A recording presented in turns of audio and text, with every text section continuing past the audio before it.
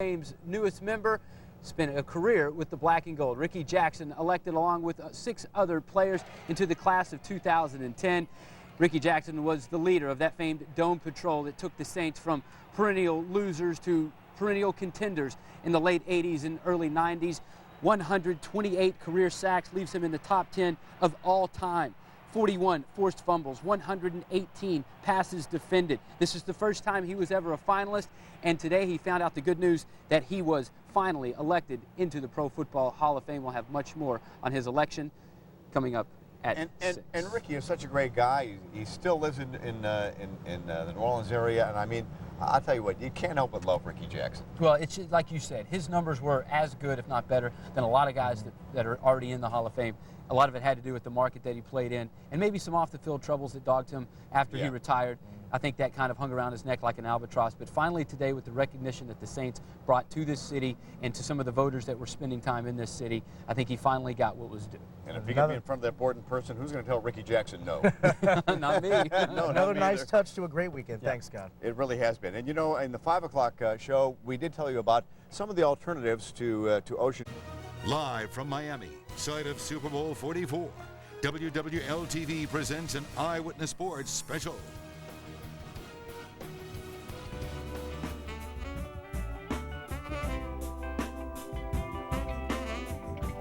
For a franchise that opened on such a high note, the last 4 decades have been filled mostly with despair and disappointment.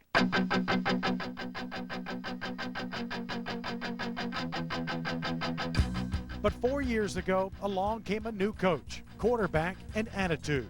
This wasn't the bumbling, fumbling Saints of a prior generation, but a team destined for a bigger stage, upon which they now stand. In a year of firsts, the NFL's last will write the final chapter of one magical season.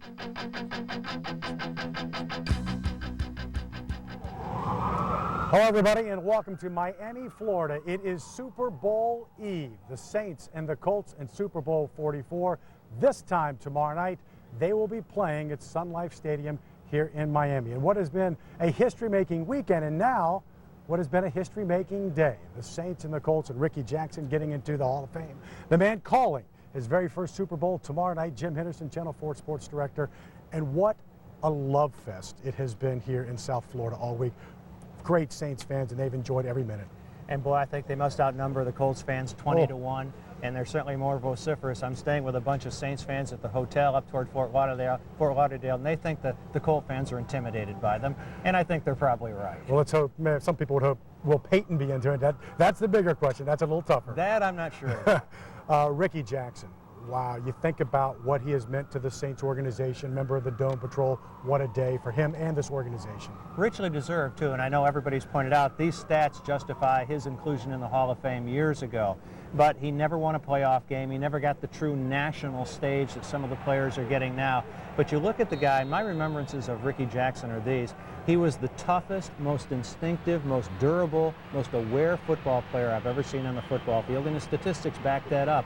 The forced fumbles that he caused, leading the team in career fumble recoveries, leading the team in sacks, and also he played one less game than Morton Anderson did. I remember him getting in a car accident in which he nearly got killed. Remember that? Serious. Broke his cheekbone, put on a plexiglass shield, and I think played 1 week later. His numbers are staggering: 128 sacks, 8 interceptions. He forced 41 fumbles, recovered 29 of them, 6-time Pro Bowler, 3-time All-Pro, and again, he won the Super Bowl. That was with San Francisco, but certainly he will go in as a New Orleans Saint. Oh, yes, you'd have to think so. And he made a lot of money for Pat Swilling because they were so concerned. I mean, he's doing this, getting all these sacks as the guy who was not the weak side linebacker. He's not the guy rushing from the blind side of the quarterback. He was always the left outside linebacker. The quarterback saw him all the time, and yet he was still able to pick up these kind of sacks and provide the kind of penetration and the kind of push that enabled the Pat Swillings and the Ronaldo Turnbulls on the other side to pick up a lot of sacks. Well, not surprisingly, the focus this week has been the quarterbacks of the teams that are actually playing.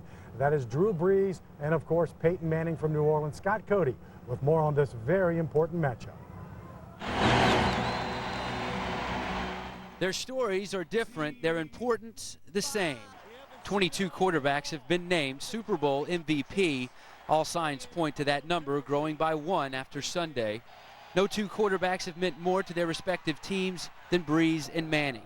Mind-boggling stats aside, their relevance measured in the regular season MVP balloting, where they finished 1 and 2.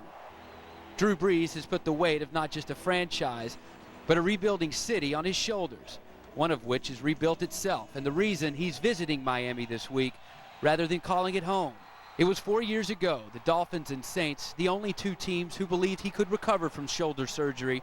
The Saints believed more. That was definitely a defining moment in my life, and one that brought me to New Orleans with the sense that, you know, this is a calling for me. This is an opportunity that I have to not only come to a city and be a part of the rebuilding of an organization, but also the rebuilding of a city. It was so much more than football, and I felt like it was destiny, that God was putting me there for a reason. I want to be somebody who's not only a leader on my football team, but a leader in the community, somebody who's going to follow through with what he says he's going to do, be accountable, show integrity, and give back. Saints fans have had a quarterback like this before.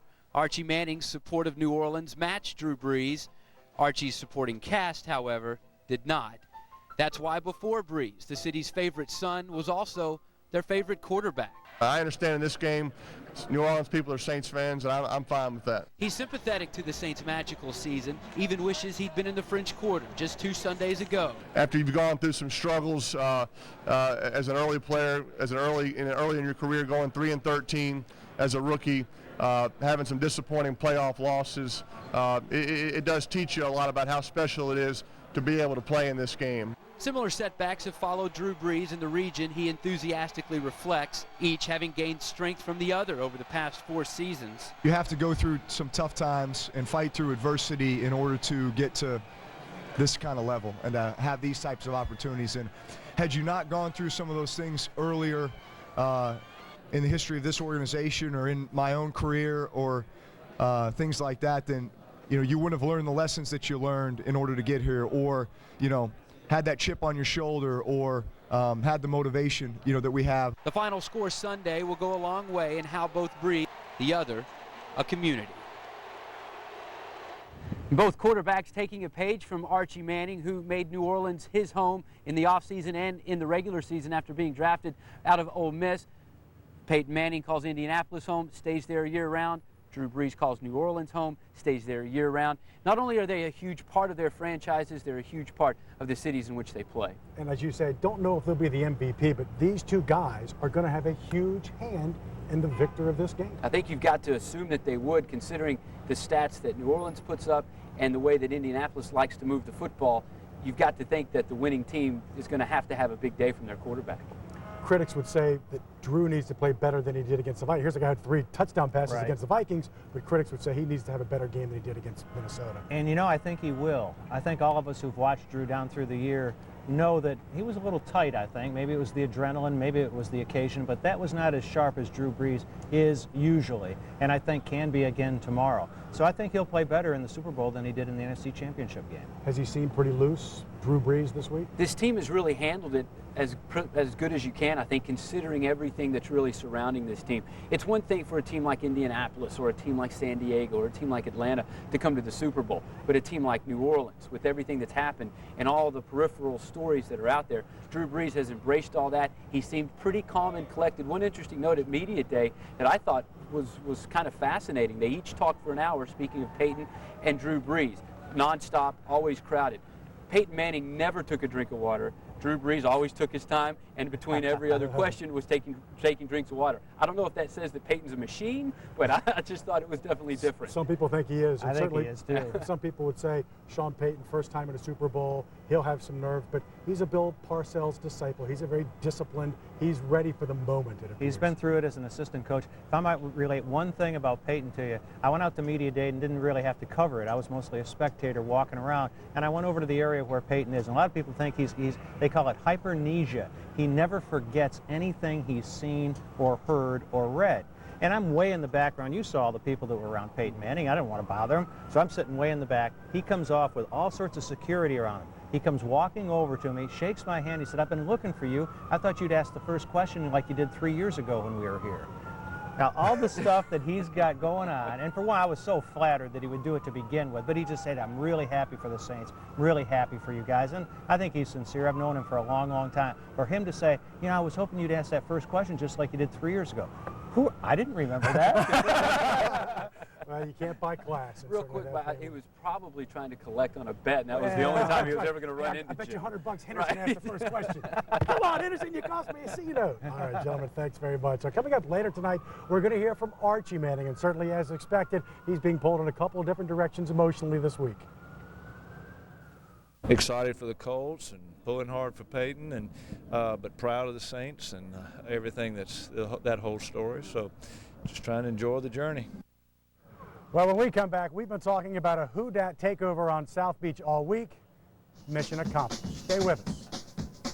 Well, I'm hoping that the Saints win. You know, being playing against them for so many years, I'm really pulling for them. I'm just not sure about their defense holding up against Peyton for 60 minutes. So I just want to, you know, I like my heart's out to them, and they deserve to win.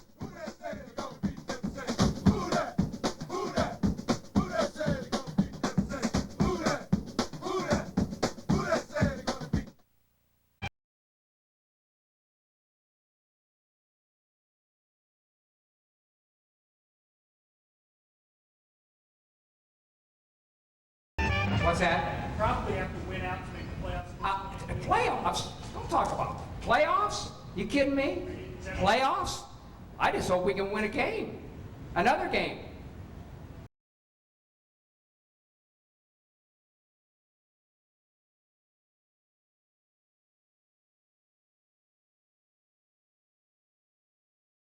Jim Moore will be taking a look back throughout the show. Jim Moore, Mike Ditka, Tom Dempsey, John Gilliam. That's my lovely wife, Betty Ann. That is her favorite bit ever. When she hears the words playoffs regularly, she laughs thinking about Jim Moore saying playoffs, and that's it. So we're going to take a look back, and certainly, man, that meant a lot to this franchise, Jim Moore. And that's the thing. When you hear sound bites like that and you look to the past and you say, wow, this team has come so far, and to be sitting here on Super Bowl Eve, that's the conversation that we've been having with fans every time somebody comes to visit by our set or we go inside of the Saints Hotel. So many people in there just people watching, waiting for the next Saints player that may walk through the door getting signatures. And then Doug Mouton was out on South Beach today, which did that look like bourbon on the beach or what? Unbelievable. Now, we spent all day on South Beach on Ocean Drive Thursday when the Who Dats were really coming in big numbers. Literally, we were there from noon until 11 p.m., but that is nothing compared to what we saw on South Beach, what's going on right now. It is unbelievable.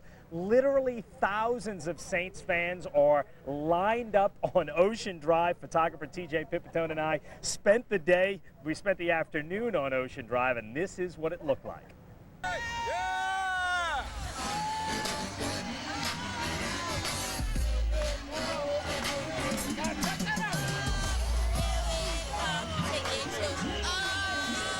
It's a cross between Mardi Gras Day and Jazz Fest. I mean, you know, we are representing coming up and down this street. This is unbelievable. I think they actually have more Indianapolis Colts on Bourbon Street right now. This is the Who Dat Nation, baby, and we're going to bring it tomorrow, baby. Take the L out of lover. Go Saints, go! It is the best time I've ever had in my whole entire life. Okay.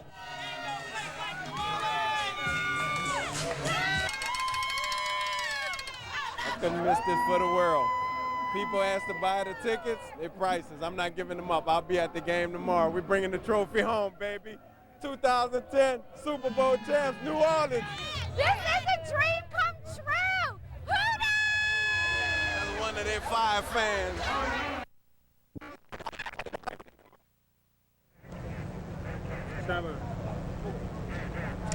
You have never seen a group of people in such a good mood as you see there. I mean, just ridiculous amounts of smiling and dancing and people just having fun. You know what I think the cool part about the hotel is that people would say, there must be police and you can't see the player. No, the players are just weaving in and out with their wives and their family. You're talking, they're signing autographs. It is a really kind of low-key event. It's really, really neat. One of the most fun parts has been to hear the sirens whenever the buses show up. Then these 3 humongous buses come out, and it's like the Who-Dats are just waiting for them with their pens and footballs and buying those and you don't know where they came from.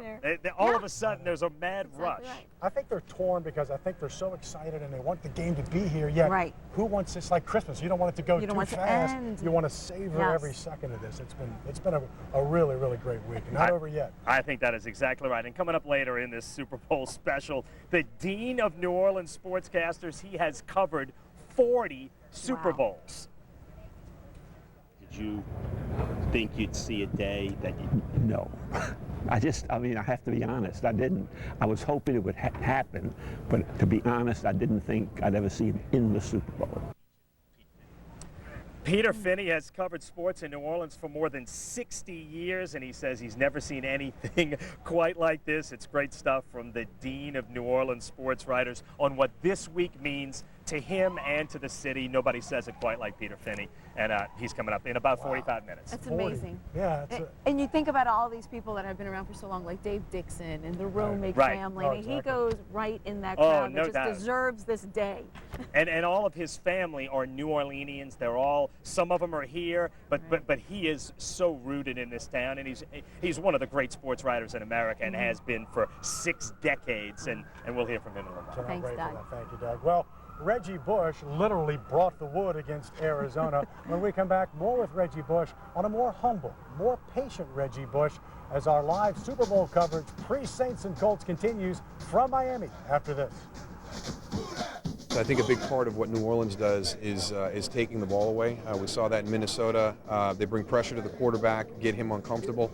I just don't think you can do that to Indianapolis. I don't think you can really make Peyton Manning uncomfortable. I think he's seen just about everything. If you do knock him down, which New Orleans has been able to do to Kurt Warner and Brett Favre, I don't think it's going to impact him.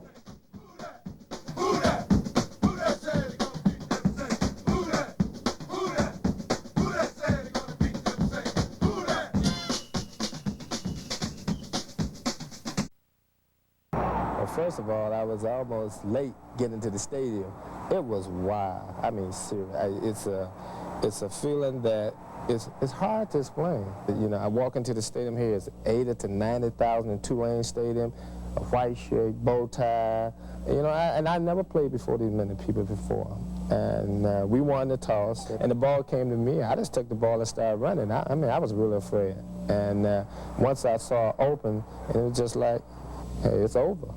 And once I got past the 40, I just put it in a different gear and threw the ball in the stand. But I wish I could find that ball now. Hopefully some good fan would mail it back to me, because I would really like to have that.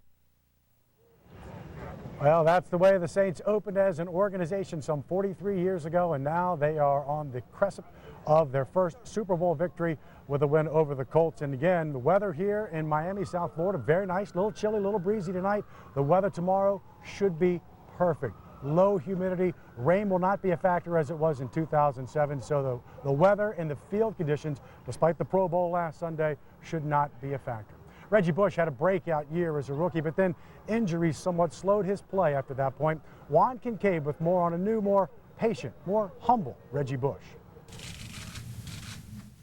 At the time, it was viewed as the pick to turn around a struggling franchise. And Reggie Bush's rookie season didn't disappoint, leading all rookies in rushing yards. The face of the franchise led the Saints to the NFC Championship game for the first time ever. It hasn't been everything that I would have liked it to have been.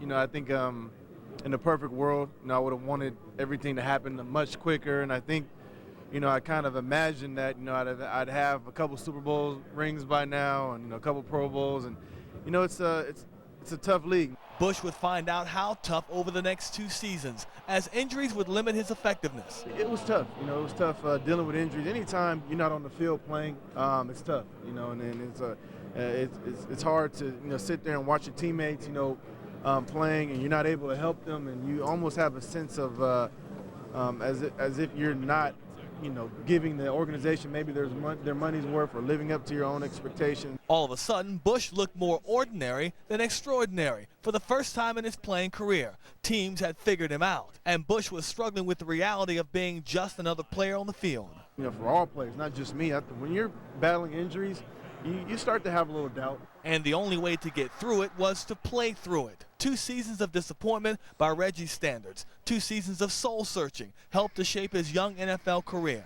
It brought about a lot of change for Bush and his head coach. No longer was Sean Payton adamant on turning Bush into an every down, pound the rock back. Instead, Payton found other ways to get the ball in his young star's hands. Running or receiving, his touches would be cut, but not his effectiveness. For Bush, it was all about taking 2 steps back to show progress. It's definitely been a humbling experience for me. You know, just on the road we've traveled so far, and just with the hard work it's taken to get here. It took Bush stepping back to get to where he is today, a place where he always envisioned he'd get to. It just took him a lot longer to do so.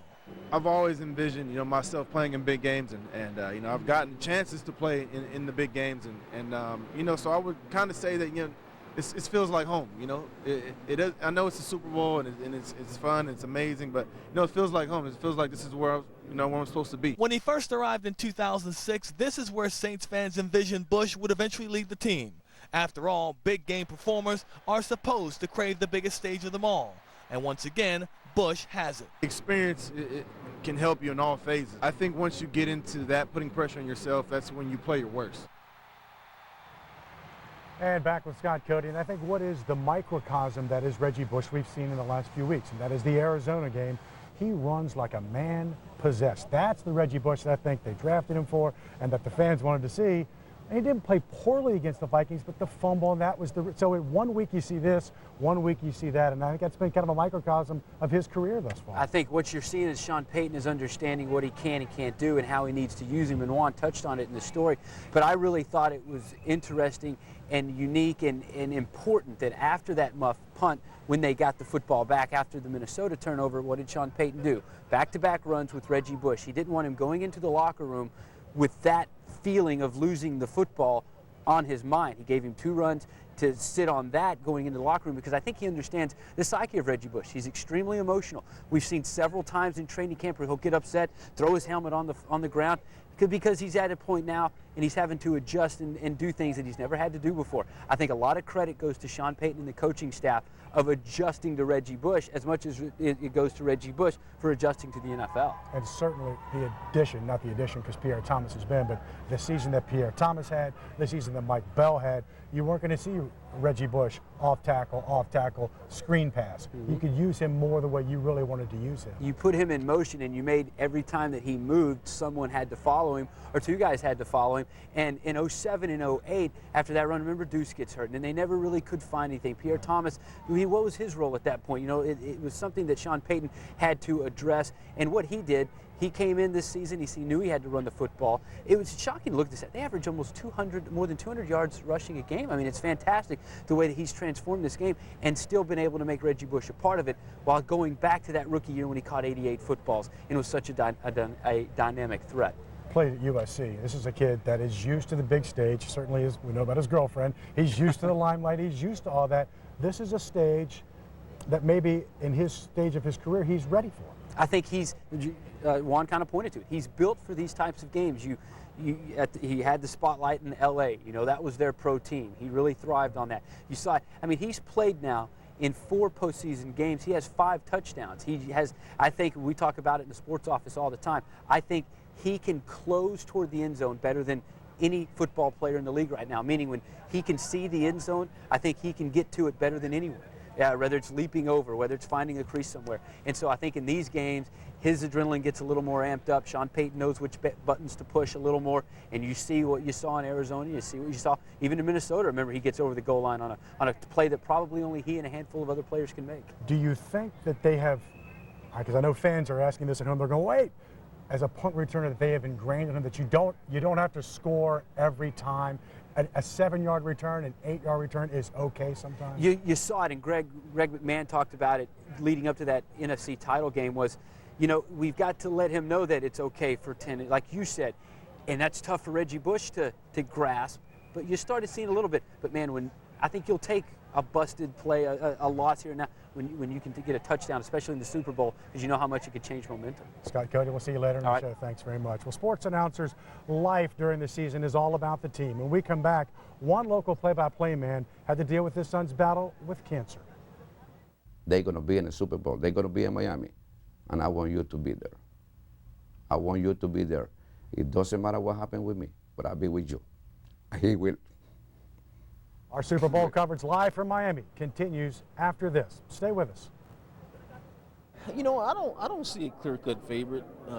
You know, I like the scrappiness of the Saints. I think they can match wits as far as the offensive passing game. You know, Peyton Manning, he passed for 4,500 this year. Drew Brees passed about 4,400. They both won a lot of games. Whenever you start winning 13, 14 games in a season, then you know how to win. You know how to be in a tight spot and dig yourself out.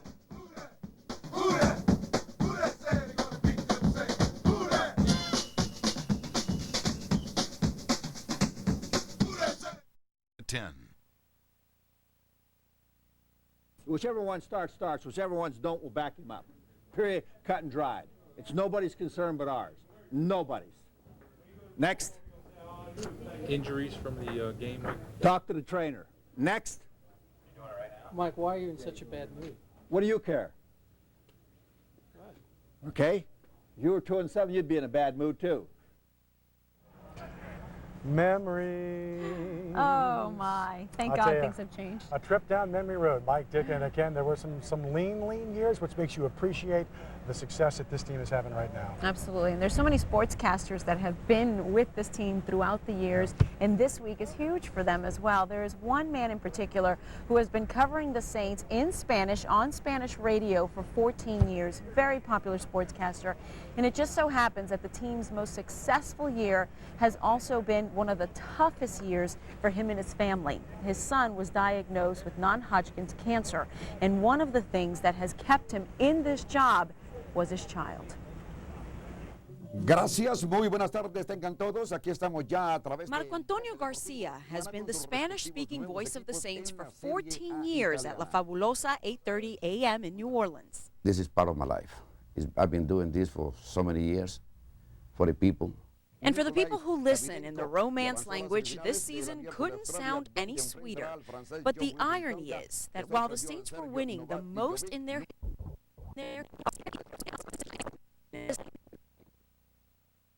Yeah, that's fine. I can beat 2 shots.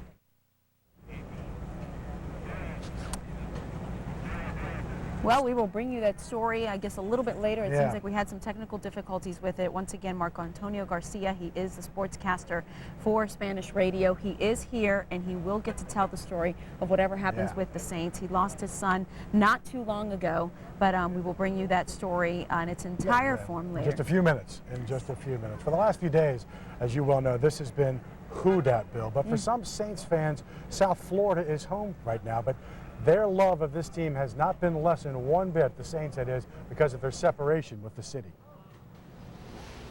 With the Super Bowl in Miami, Gerard Guillermo saw this coming when the Saints started 13-0.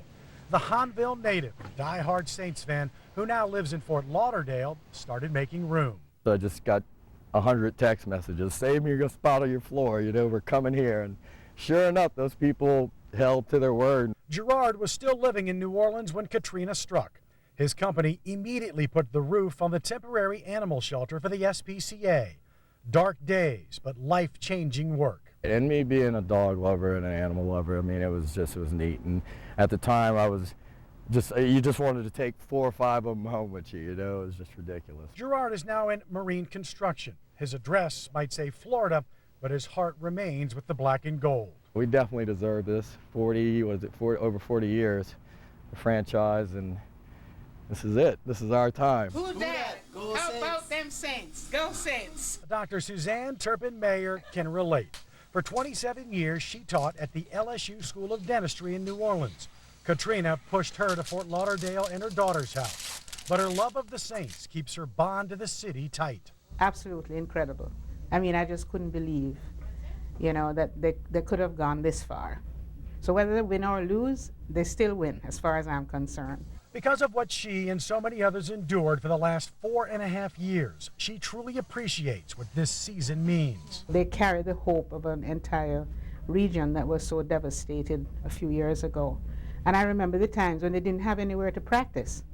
You know, they were scrambling around to find somewhere to practice. And these transplants are helping to build a bigger bandwagon. Oh yeah, they're all Saints fans. And I would say the whole country, except probably Indianapolis, will be cheering for the Saints. Well, we have had the luxury this week of being here at Bayfront Park, right across from the Saints Hotel, of seeing a lot of Saints fans coming out to watch. And you need to hear these coming people. out to watch our show. Amazing. They're coming from all parts of Louisiana. Some of them are going, oh yeah, that's right, there was an election today. How about that? The polls close in just a little under an hour from now. I love when we show the shot, they're always on the cell phone. Look at me! Look, you got it, you got it, you got it, you got it. And so it has really been a treat this whole week. From when you think back, we got it Saturday. So We've almost been here a long time. a full week when they just, what was this, a few fans, and now. Man, it's a sea of people. That hotel lobby is a party every time you walk in.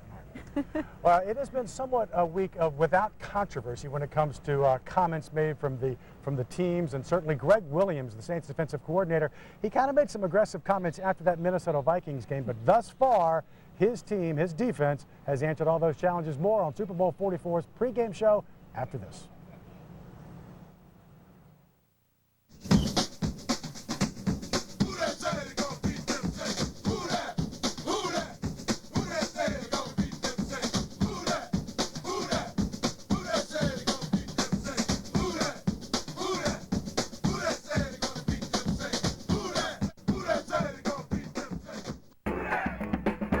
After 43 years, we're finally in that number.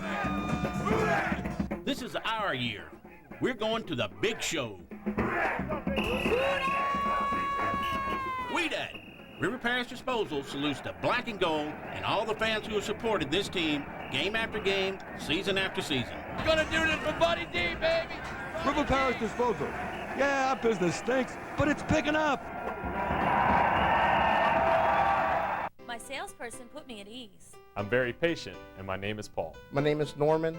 I'm a Royal Honda associate. And they listened to what I needed. I'm a good listener. My name is Jason. I'm Michael. Royal Honda delivers award-winning and dependable vehicles. Our 110-point inspection checklist ensures a safe product. Buy Honda. Make sure it's a Royal Honda. Safe and dependable, on sale today. Royal Honda? Royal Honda. Royal Honda, the dealership that's different. To game. To catch the game. To surf the net. To channel surf. TV on your time. With 100% free HD and internet at your pace. Or whatever speed you need. Digital cable. And high-speed internet. What a pair. Now, you can bundle Cox Digital Cable and high-speed internet preferred for only $66 a month for 6 months. Bundle and save today. Call 302-7666. It's brilliantly better. I'm Al Balmer Jr., president of Balmer Foods Incorporated, maker of the world-famous Crystal hot sauce. Since 1923, when my dad and mom started making Crystal right here in New Orleans, we have been shipping over 2 million gallons of our hot sauce annually to more than 75 countries around the world. Thank you for using Crystal hot sauce to add a dash of Louisiana spice and flavor to your life. Crystal is proud to be the official hot sauce and #1 fan of the New Orleans Saints. Could've, would've, should've is the difference of what I'm talking about. The good teams don't come in and say could've. They get it done. All right? It's that simple. I'm tired of saying could've, should've, would've. That's why we ain't good enough yet. Because we're saying could've and they ain't. Welcome back. Live coverage from Miami, and certainly this has been one magical season. That was the heavenly season of 1987, back with Jim Henderson and Scott Cody. And certainly most people probably don't think of that was the year that was the magical season, the heavenly season, and that comment came from that great year, their first playoff appearance. And got them going on that winning streak, and that was a year that everything came together for them after that. Yeah, looking back on Jim Moore, the coach they have now, Sean Payton, is probably the least quotable coach in recent Saints memory, but he's the best coach. Jim Moore was an incredibly quotable coach. Mike Ditka, that's all there was to him was quotes. Jim Haslett said a lot of insane things occasionally, and but when it comes to coaches who are the least quotable, it's probably Sean Payton, and maybe that's why his team's so good. I talked to Jim Elmore, Jim Moore's son. It's almost a shame that he's not here. Here's a guy who coached the Colts for many years, coached the Saints. He could have been a great interview this week, and certainly he had a big hand in really building both of those franchises. He really did, because you forget he went over there, and that the culture over there in Indianapolis outside of the Baltimore years wasn't all that great until he got there, and he had a way of doing things. Like Jim said, he had a way of being interesting, but a way of motivating those players and to turn around two franchises that ultimately met here. I would have liked to have heard his thoughts. Somewhat a shame that he never really won that playoff game. That's a moniker that, unfortunately, of all the games, all the playoff games, that he just never got over that hump. It'll be interesting to see how tight Sean Payton is tomorrow and how much he talks about it afterwards and what you see of him on the sideline, because that was the problem with Jim Moore. He was always so tight. The bigger the game, the tighter he became, and his teams played that way, unfortunately, losing all 4 games that they played in the playoffs under Jim Moore. We talked about it at the top of the show. It's a big, big news day for the New Orleans Saints, and one of Jim Moore's best players, that being Ricky Jackson, nominated today, voted in to the NFL Hall of Fame. Juan Kincaid has been following that story live in Fort Lauderdale with the latest. Juan? Hey there, Mike. Thanks a lot. Yeah, it continues to be a year of first for the New Orleans Saints in their first ever Super Bowl. And now they've got their first player getting inducted into the Hall of Fame, and that being Ricky Jackson. The announcement coming this afternoon here in Fort Lauderdale. Jackson, of course, spending 12 seasons with the black and gold, leader of that Dome Patrol defense. He was a 6-time Pro Bowler, NFL Player of the Month twice, and the Saints continues to be the Saints' all-time sack leader with 115. Jackson did not make it to this afternoon's ceremony, but there were a number of current Hall of Famers speaking on his behalf. Happy to see Ricky Jackson in. Ricky Jackson's a phenomenal player. I had an opportunity. I was unfortunate enough to have to play against Ricky Jackson, and certainly the way he played was incredible. Not only did he play well, but he put numbers up for all. He made other guys play well, and that's the thing you want. You want a guy that not only plays well, but make others play well. Well, you know, I remember when I came in '87, we played the Saints in Pittsburgh, and they beat us. I was a rookie that year, but just watching those guys play and how fast they were on defense and how fast the NFL was always good to see. But watching those guys from afar for a long time playing in the AFC was great. I mean, anytime you watch linebackers that can move and fly like that, and a guy that has that intensity and that passion, kind of reminds me of a Ray Lewis before Ray Lewis, because he had a lot of passion in him. I think one of the main reasons he's in the Hall of Fame now. All right, Adam, thank you very much, guys. Hey, look, it's so nice to have Ricky Jackson in the Hall of Fame. 9 years in the making, him getting into the Hall of Fame. And I talked to Rod Wilson there. He said, you know what? He was a part of that Dome Patrol defense, guys. Maybe all 4 should be in that Hall of Fame. But no doubt about it, these fans know all about Ricky Jackson. Saints fans in large numbers here in Fort Lauderdale. Guys, back to you. All right, thanks very much, Juan. Wow. Ricky Jackson, city champ in Canton, Ohio. City champ. What a great player he is. What a great player he has been in Saints history. Now, like I said earlier, toughest guy I've ever seen on the football field and the most instinctive. Greg Williams brought in to change the face of this defense, change the attitude of this defense, and certainly if you ask Brett Favre and Kurt Warner, right. Blank, they would say, you know, they hit you too? I think I got hit in the head somewhere along the way. I think that he has certainly done that. With that, and you know, you go back to Ricky Jackson, he would have fit in perfect on this. Don't forget, 41 forced turnovers, forced fumbles. That's exactly how Greg Williams teaches, and that's his philosophy. I wonder what he could have done under Greg Williams. Greg Williams came in here with one goal in mind, and that was simple: change the culture of the Saints defense. And in the process, he just might have changed his mind on where he wants to spend the rest of his coaching career. Manning will fake to a die, rolls to the right, looks, throws one deep. Reggie's there. Touchdown, Reggie Wayne. For too long, the Saints defense was the blown gasket to any playoff finish line. For every big play the offense produced, the defense seemed to give up too. So when Greg Williams arrived, his charge was simple: eliminate the big plays. Williams began by changing the players. In, Darren Sharper and Jabari Greer. Out, Jason David and Kevin Casefahan. He made existing players better, evidenced by Roman Harper's first ever Pro Bowl trip this year. And he kept it simple. Back up. Back up. If you can't cover the guy, back up and let him make him throw it underneath us so we can all run. The transformation has the franchise for the first time ever playing on the final week of the season. And oddly enough, could have secured a second season in New Orleans for Greg Williams. During the Saints Super Bowl run, almost all the head coaching vacancies have been secured. But Williams insists, even if he had more free time to interview, changing titles is not a top priority. In all honesty, the 3 W's are the most important thing about my career. What am I doing, where's it at, and who's it with? And don't ever discount who's it with. It's not that important about being a head coach. It's important to have fun doing what you're doing. It's important to have a chance to play in games like this. As a head coach, it's all about 1 W, wins. And the lack thereof eventually cost Williams his first and only head gig with Buffalo. When you're behind the scenes like I am now, I'm a little bit smarter than you are when you're in front of the scenes and taking all the shots that the head coach takes all the time. You know, those things aren't fun. But this is, and it just might continue for a while. As long as Drew Brees is playing and Sean Payton's coaching here, I can see myself coaching here for a long, long, long time.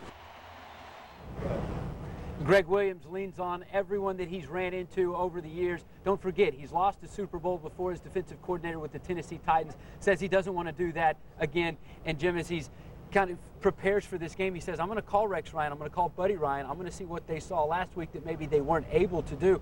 So he's constantly getting information from everywhere that he's been. And it'll be interesting to see if Buddy or Rex had some interesting tidbits on maybe how to stop Peyton Manning. They probably both said hit him in the face as often as you can, as repeatedly as you can, and as hard as you can. You know, you look at Greg Williams' defense, and he really did give them the swagger that they've been missing. He did give them an attitude. And despite the fact that they have blitzed so much, the big plays they've given up this season have been on the ground. They really haven't been through the air. In fact, I think they mentioned that only one time has a wide receiver gotten behind a Saints defensive back, and that was Roddy White of the Falcons when he probably pushed off Jabari Greer to make that catch. So he's done a masterful job with this defense, and he's turned everything around, turned the entire philosophy, and he always talked about the culture, instill his culture. Well, he instilled his culture pretty quickly on this defense. Without a doubt. And then you talk about the transformation of other parts of this team that needed to be done, and we touched on it a little earlier. It was the running game.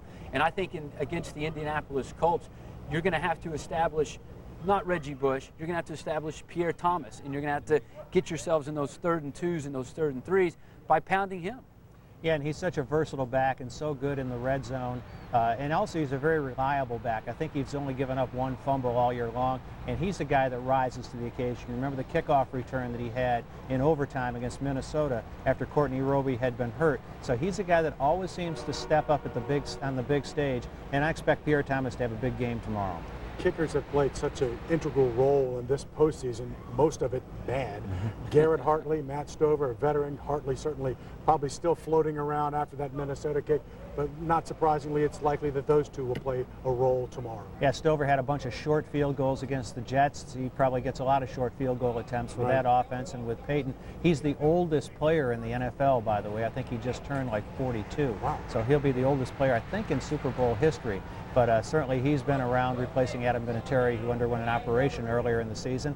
And Garrett Hartley, it's been a whirlwind for him. I mean, this is the kid that looks like he carries your groceries out to your car.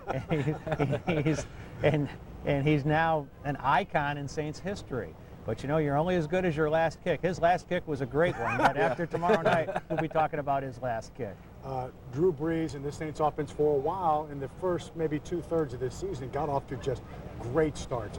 I think Sean Payton's scripts are masterful, first 10 plays, but Drew Brees getting off to a fast start, another important factor. It's got to happen, 1, because 2, as you mentioned, that's when they're at their best, but 2, the only chink maybe in Peyton Manning's armor is when he can get behind. Now, if he's only behind a touchdown, he's still great. I think his passer rating's still well over 100. But when his team gets down by 10 or more points, that's when you start to see Peyton Manning's passer rating drop to about 58. So anytime Drew Brees can get out and get the early lead, right off the opening kickoff or on their first drive and make Peyton Manning have to answer rather than dictate, I think that's going to be huge. Yeah, and you can make the Colts one-dimensional because they already are. They throw the ball all the time, and they run it worst in the league, so they're going to be throwing the ball, and they're going to be taking good care of it. But if the Saints can stay on top and can mix in that play action and can establish a running game, I think they'll be in good shape. The Colts saw it in the Jets game that they had a lead, 17-6, I think, for an early part of the first half. And Peyton, at the end of halves, 2 minutes of a half, 2 minutes of a game, is probably as good Joe Montana-ish as they come. You know, and Drew Brees is too, but sure. I know exactly what you're saying. That seems to set the tone. It's always important to score going into halftime because so oftentimes that's the momentum that carries you all the way through halftime and into that first series in the third quarter, and oftentimes that first series in the third quarter sets the tone for the entire second half. Yeah, final 2 minutes of a half this year, Peyton Manning hasn't taken a sack. He knows the time. He knows it's kind of like when the coach calls a timeout in basketball to get that play maybe before half. They understand if you can win the back half of those halves, you usually can win most of your football games. Gentlemen, thank you. Talk to you more later in the show. Don't forget, coming up at the end of this show tonight, a musical look back at this organization's start and to how we got where we are today. But coming up next, for one Saints player, a Super Bowl in Miami is a homecoming. Up next, it's not hard to see where this one Saint learned the family business.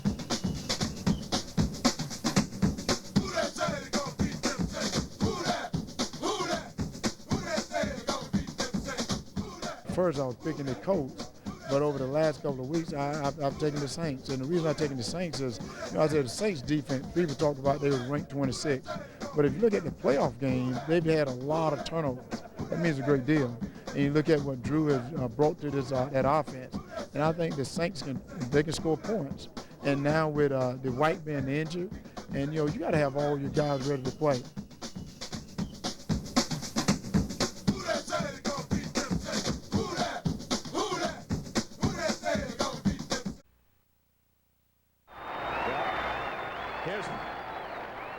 Not only will, if Tom Dempsey hits this one, he's got a very slight wind at his back, he'll set a National Football League record in addition to winning the game. He's trying a 63-yard field goal.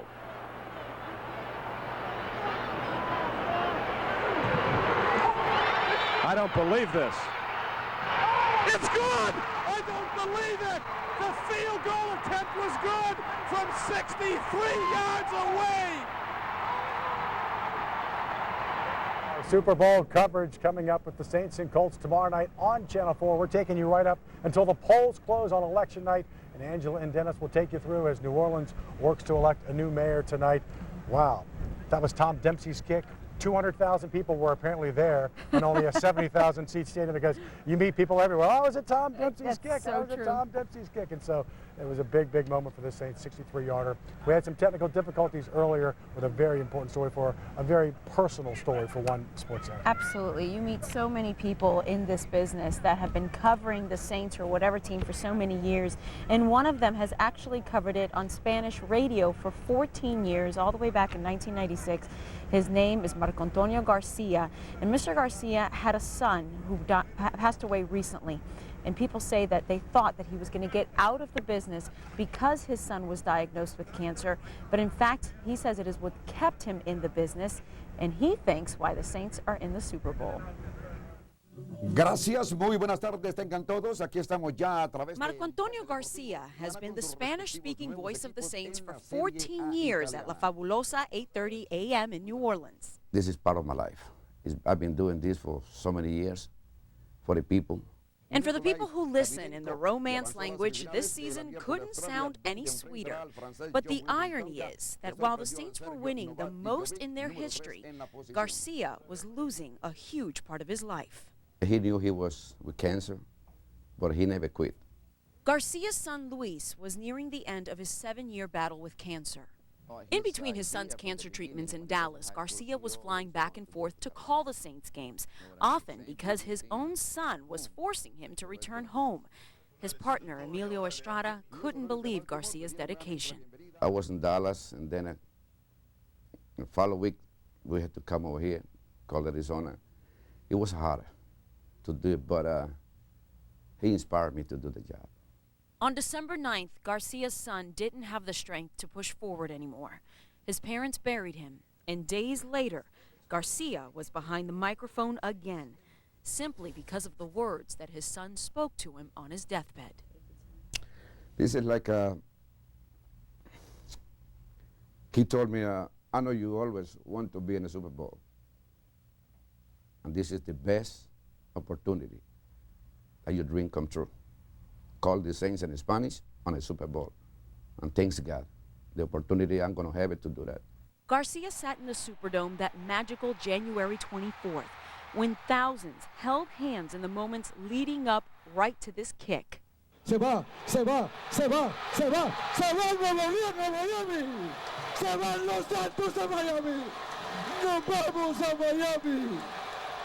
And as thousands of people screamed, this announcer heard his son's voice the loudest. How he know this thing will be in a Super Bowl? It was something special, moment that I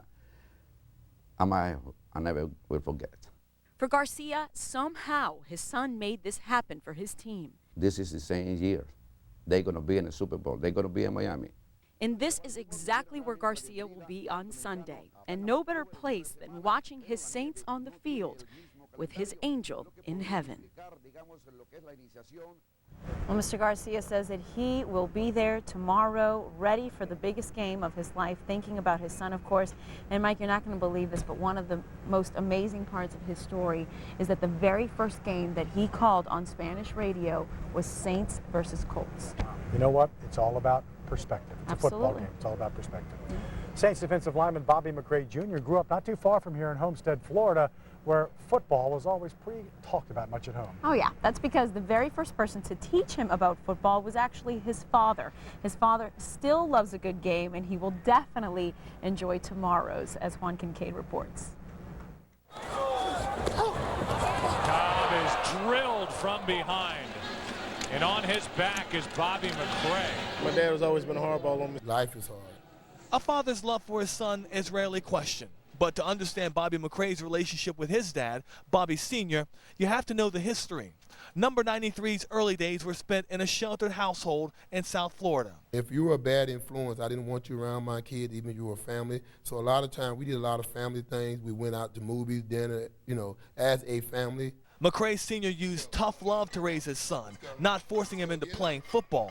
Instead, letting him make his own choices. But the rule was, if you're going to do it 100%. We didn't give our kids a chance to fail at anything. If you're going to do it right, or don't do it at all. Bobby Sr. pushed his 7 kids because he didn't want them to end up being like him, a college dropout that needed time to get his life in order. I made some mistakes. The one mistake that I made was I dropped out of college. And I went back to 2 or 3 colleges, and then at the time, I went back later after I had a family, and because I wanted more for my family financially, and I realized the only way I could do that was through education, and I wanted to set an example to them. So I went back and finished my degree. McRae's degree has kept him at Homestead Senior High for nearly 30 years now. Located off Highway 1 on the way towards the Florida Keys, it's where coach and son reunited on the playing field for one season. But at one time, it was hard to envision this ever happening. One day I looked up, and he was shorter than I am. I'm about 5'10", and then I looked up again. He was taller than I am, and then he came to me and said that, you know, he wanted to play football. That was his freshman year. 4 years and a major growth spurt later, and McRae was being tabbed as one of the best players in the state of Florida, even being called Baby Freak after former Florida Gator great Javon Curse. But all this didn't come without great sacrifice. His dad was his coach 24/7, so McRae had to set the example and get it right, or do it again until he did. It's definitely different, you know, but I think it worked out for the best, you know, because my dad was always on me. He's a little stubborn at times. He got that McRae stubbornness, so I'm a little hard on him because I want what's best for him. He's made me jog around the field, and I was like, what did I do, Dad? Just go jog. And I'm like, oh, you're killing me. So he has to go jog, and he was always tough on me, you know, even harder on me than everyone else. So, you know, I just kind of accepted, absorbed everything he installed, you know, in my head, and it worked out for the best. Injuries limited McRae to just 5 games at Homestead his senior season, but that was plenty enough for him to get the call to go to the University of Florida, and later to be drafted by the Jacksonville Jaguars. Playing in his own backyard his entire career, it's easy to understand why a trip to the Super Bowl carries extra meaning for McRae. I mean, it's real big, you know. My family gets to watch me you know, firsthand, and you know, it's just the smell of this Miami air that I grew up in. It's just always real big to come back here and play in this city. And as he returns to South Florida for the biggest game in his career, he does so carrying the weight of a community on his broad shoulders. McCray's time at Homestead High, just a little over a year, but his impact on the kids coming behind him has been everlasting. And just the opportunity to see the kids that someone made it from here, now that give them an opportunity to believe that they can do it also, but they got to realize what they got to do to get to that spot. At the top of his game, and it didn't happen by accident. Everything his dad preached for so many years, hard work, perseverance, never settling on second best. That's why he's been so successful. Because I believe if you ever get to the point where you're satisfied and complacent, you don't get better. And the best football that Bobby McCray Jr. He have yet to play that. He might not show it, but I guarantee he's proud as can be. He's stubborn too, that he don't let himself show his emotion. But yeah, I'm very proud of it. Bob, I'm very proud of it. Good things happening to Bobby McCray Jr. He's engaged. He did some wedding shopping, so to speak, this week with his wife. That's exactly right. Khadijah Hawk is his fiance, and the soon-to-be Mrs. McCray. Very, very sweet. We're actually going to be introducing you to her and 3 other Saints wives tomorrow, and just really nice, down-to-earth couple. Very nice. He is the dean of sports writers for New Orleans, Pete Finney. He's covered 40 Super Bowls. Tomorrow he'll cover one for the New Orleans Saints. We'll be right back after this. Sort of matchup or one part of this game that really fascinates me, and it involves New Orleans' offense and Drew Brees, because I believe strongly that if he doesn't have a great game, if he doesn't play a lot better than he did the last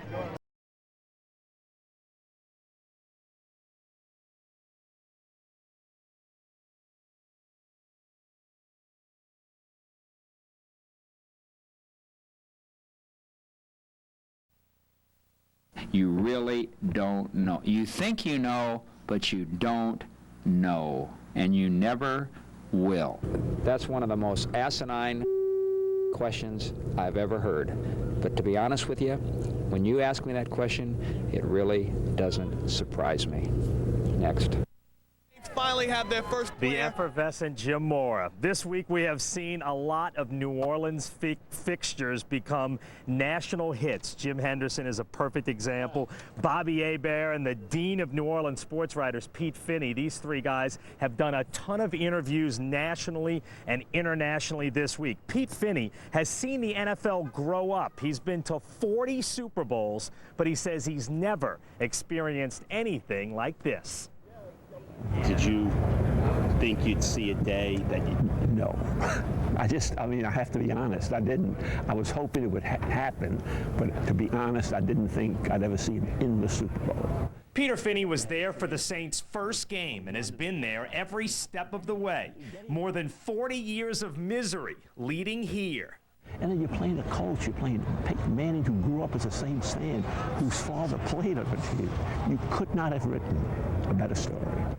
It's a story he's told often this week in dozens of interviews with writers from around the country who all want to hear about those old Saints. They hired an astronaut as general manager.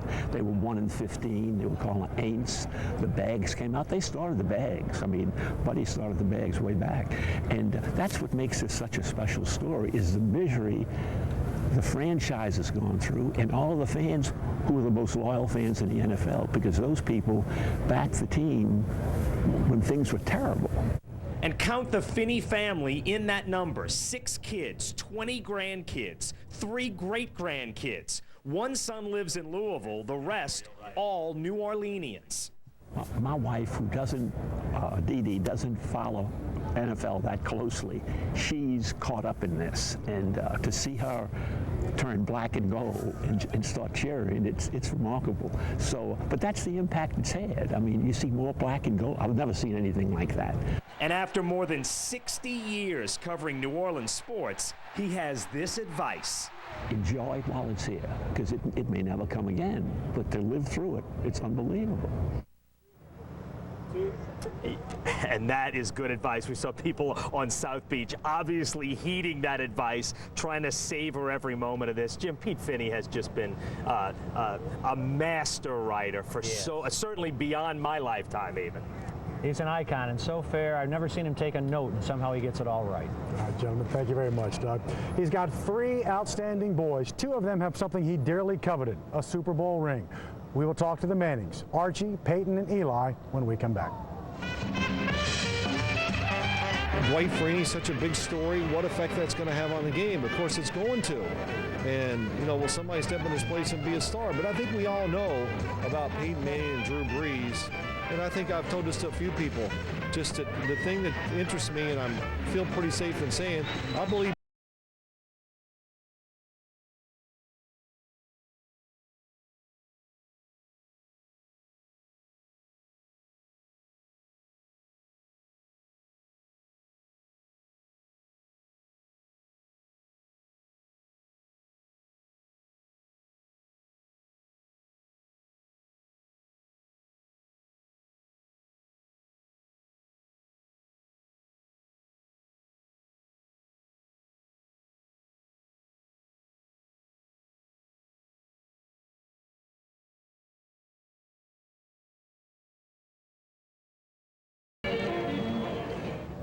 Saints fans certainly hope they see Mr. Benson doing that dance tomorrow night about 9:30 Eastern Time as the Saints bring home that first Super Bowl. Now, some might say Archie Manning is in a no-lose situation. Either his son gets his second Super Bowl title or his former team and his city gets their first. Certainly Archie will be pulling for Peyton, but he knows the relationship between the Saints and New Orleans is unique. It's been 26 years since Archie Manning played in the NFL, yet the father of 2 Super Bowl MVPs remains in high demand this week as he straddles the line between fun and pressure. trying to have fun. Last week was kind of the pressure with tickets and 130 media requests. I said I got that behind us and doing a few things, but we're trying to enjoy the moment. When people say you can't win a big game, they don't know what they're talking about, how it's a big game every Sunday in this league or every Saturday in college. But anyway, I think that was a relief to Peyton. I think he's more at ease. He wants to win another one. I don't think he's greedy. I just think he's a winner. Eli, or son number 3 as Archie refers, proved his medal in Super Bowl 42. The Newman grad will be pulling for his brother, but understands what it would mean for his city too. You know, I'm excited for the city of New Orleans and everything they've been through, and I'm really, a lot of the Saints players, Drew Brees, a lot of those guys have done so much for New Orleans since Katrina, so I'm really, really grateful for that, being my hometown where my parents live. He retired in 1984.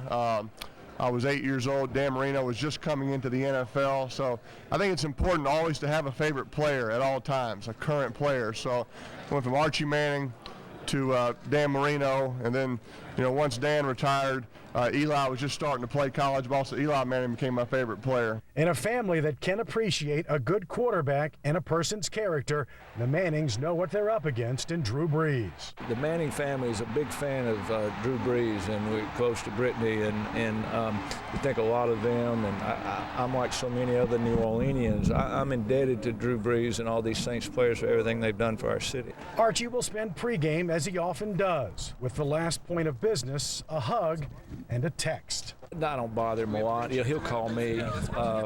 We talk a little bit, not a lot about the game, and, you know, I'll text him before the game like I always do and tell him I love him and to have fun. I think Peyton's enjoying this journey too, and you should. It's a special time. Have you talked to your old friend, Texty, Archie, texting? Actually, he texted me today. It's amazing. Last night, we had gone to Joe's Stone Crabs. I drop that restaurant's name as often as I can. Yes, I noticed that. In the broadcast. I went early with some friends. You know, early bird special, you get a couple of bucks off, and I can't stay up that late anyway. So we went early, and as we were walking out, probably around 7 o'clock, in came the Manning entourage to a standing ovation. And it was Archie, Cooper, Eli, the wives, and so they went in like royalty, and everybody's standing and applauding. And today I got a text saying, great seeing you last night. Say hello to your wife. Wish we could have spent more time with you. He said, I ended up with a party of 17 at Joe Stonecraft's. The bill was bigger than my signing bonus as a rookie. I just can't believe he paid it. I mean, we're checking in on that. There's no confirmation of that yet. He's got to be enjoying. He's got to be filled with so much pride, and he's got to enjoy it a little bit, though it's got to, it's got to be a little tough as well. I think, last week he had told me that he had 150 media requests. He sort of referred to that there, and they're always the same questions. And Archie, he doesn't like to let anybody down. And one of the greatest things about Archie that I've always admired is he remembers the little people on the way up. And I guarantee you, amongst the media requests that he got, I'm not saying just me, but I bet he called Rick Cleveland up in Jackson and gave him some things. I'm sure he called to Pete Finney right away. I know he called Bob Marshall, who back when I started covering the team in the late 70s, Bob Marshall was the Saints beat writer. So he went to Bob Marshall as well and gave him some stuff before he ever went to the national media, I'm sure. And not a lot of people would do that. An awful lot of people get swayed by the national media. My friends somewhere will see this, that I was in Sports Illustrated or I was in this national publication. Archie remembers his roots, and that's one of the many great qualities he has. All right, Jim, thanks very much. We're going to have more with Jim. When we come back, we're going to have Jim's keys to victory for the New Orleans Saints, his 5 keys to victory for the Saints. Also, a musical look at this Saints organization. Some good, some bad, but certainly an organization that's coming on strong. I just think that these are the games you can never predict. I mean, it could go either way. And I certainly like the Saints' chances. But it's going to take a heck of an effort by their defense, and they're going to have to make some plays on offense, which they will. And I think it's going to be a really fun game to watch. I think it's going to be fun to be in South Beach at the end of this week because they're going to turn it into French Quarter South.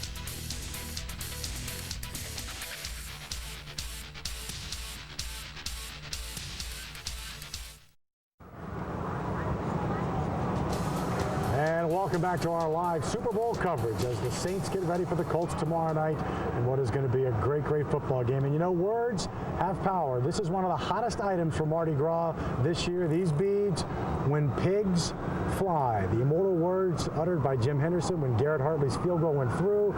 Hell has frozen over. Pigs have flown. That's pretty impressive. I'm really pleased by that, not just because it's my call, but for what it did for everybody around the country. I mean, you talked about all the interviews that people have had to do, Pete Finney, Bobby Hebert. I've done as many as I could, not just to promote me and the Saints, but to promote New Orleans, to tell New Orleans' story, because everybody wants to hear it. It's such a feel-good story, and I've heard so many people this week all over the country calling in, wanting to be a part of it. I was on the radio with one guy in Kansas City, and he said, I've been playing the call over and over and over again because it makes me feel so good. And he's in Kansas City. But I think it transports people to a happy time. And if you were a Saints fan or you knew people who were Saints fans, I think you reveled in that moment, and I was just glad to be a part of it. Tonight has been a mixture, certainly, of fans who are still watching our show tonight and football. This is the final segment. Let's talk a little football. All right. I think a lot of fans, it felt like when they beat the Vikings, they went, I don't even care. I'm just happy to be going. And that lasted about 12 hours. And they went, you know what? The Saints need to win this game.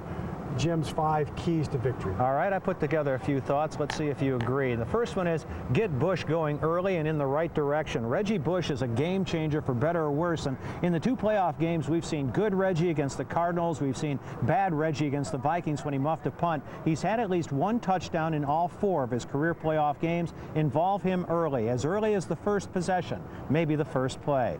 Hold up early. The Saints allowed the Cardinals and the Vikings to score touchdowns on their first series of the game. Though the Saints came back to score themselves, there's no reason to let the Colts get off to a quick start when their history says they're a second-half team.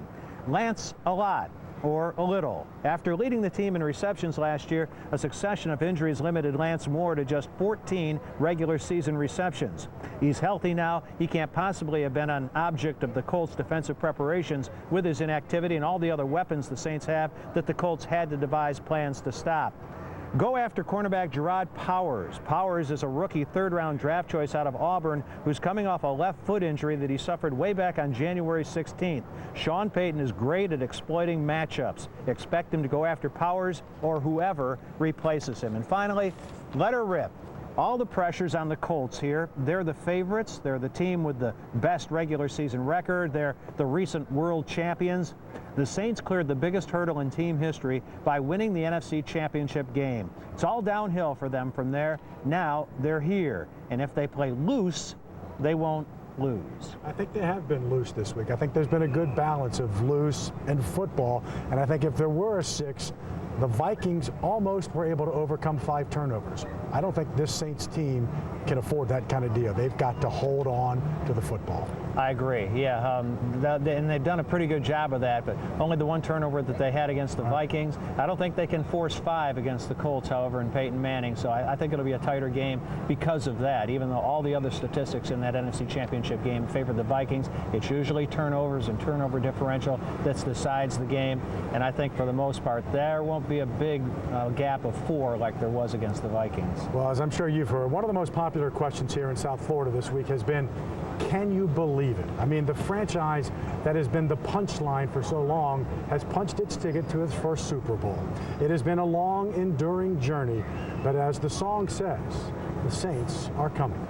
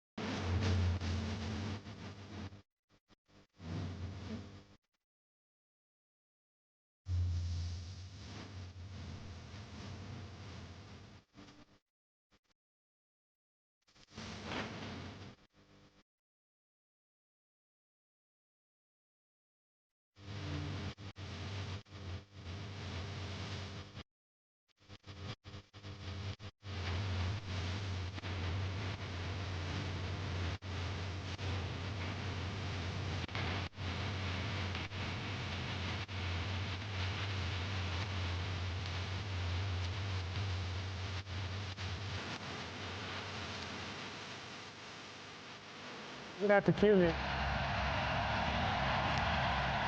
Just put it on Channel 4 tomorrow and rip off the knob if they only had knobs anymore. Pre-game tomorrow from 8 to 1 as we get ready for Super Bowl 44 on Channel 4. Post-game coming up after the game on Channel 4 as well. Saints and Colts at 5:20 Central Time. Jim, final thought. Well, I know you won't need the remote tomorrow. No. You know, it's going to be on 4 all day long. I'm just wondering how those guys are going to be sleeping right over there. I'm looking at the Saints Hotel where they will be spending their last night prior to their first Super Bowl, and I wonder how each of them will be sleeping, and I wonder how Garrett Hartley is sleeping tonight. I won't be at all unhappy if he calls up his dad at 2 in the morning and says, I think I'm going to hit one from the 42 right hash mark to win the game. I think that'd be a nice way to end it, wouldn't you? Have you thought about what you might say then? I have. And I hope I get a chance to use it. All right, Jim Henderson, thank you very much. It should be an exciting game, and I know you're excited about it as well. I am. We'd like to thank all everybody who helped out tonight with this show, TJ Pipitone and all the photographers and editors, Scott Cody, Juan Kincaid, Lucy Bustamante, and everybody who helped out as we got ready for Super Bowl 44 tomorrow on Channel 4. Keep it on Channel 4 as our election coverage begins after this. And then again tomorrow morning for our pregame leading up to the Saints and Colts. Good night, everyone.